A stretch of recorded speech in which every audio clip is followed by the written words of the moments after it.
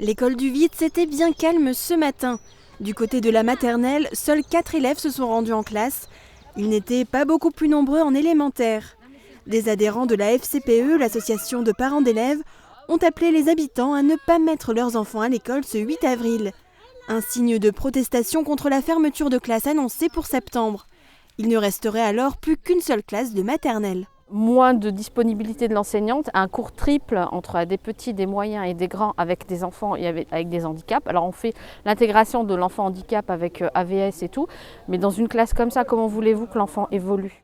Les parents d'élèves sont d'autant plus remontés que l'école du Vitz n'était pas concernée au départ par une fermeture. La carte scolaire prévoyait une classe en moins à l'école maternelle du Chambourg, située dans la même commune. Finalement, cette dernière devrait conserver toutes ses classes. Depuis plusieurs années, un regroupement des deux écoles est évoqué par la commune, une solution qui pourrait éviter des classes à plusieurs niveaux. Moi, je n'aurais rien contre cette fusion, mais on aimerait juste qu'on nous parle, qu'on nous explique les choses, pourquoi les décisions sont prises, pourquoi on est mis à l'écart, on veut juste savoir. Et c'est normal qu'on ne veuille pas que nos écoles ferment, parce que si maintenant cette classe ferme, il ne nous en restera plus que 4.